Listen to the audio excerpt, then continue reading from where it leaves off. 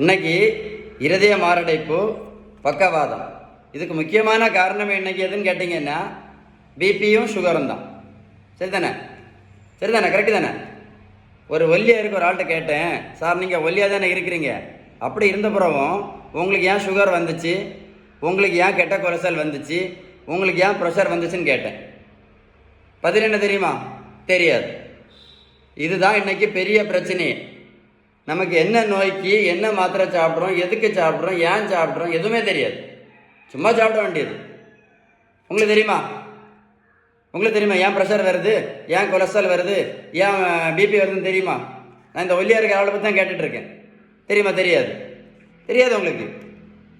நம்ம 3 நேரம் வீட்டில் சாப்பிட்ருந்தாலும் கூட அந்த உணவில் உள்ள விகிதம், protein, fat, vitamins, minerals, carbohydrates, இந்த விகிதம் கரெக்டாக இல்லாதனால தான் சுகரு, ப்ரெஷரு, கொலஸ்ட்ரால், இது என்னன்னே தெரியாமல் மாத்திரை மட்டும் ஒரு 15 வருஷம் மாத்திரை சாப்பிட்டுட்ருக்கோம்.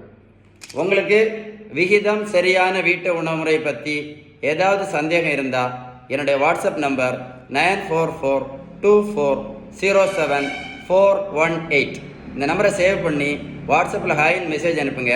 நான் கண்டிப்பாக உங்களுக்கு பதில் அனுப்புவேன். Stay tune with doctor Shiban. இந்த மாதிரி அவேர்னஸ் வீடியோவை நீங்கள் என்ன பண்ணணும்? ஷேர் பண்ணணும். ஷேர் பண்ணுவீங்களா? சொல்லுங்கள், ஷேர் பண்ணுவீங்களா?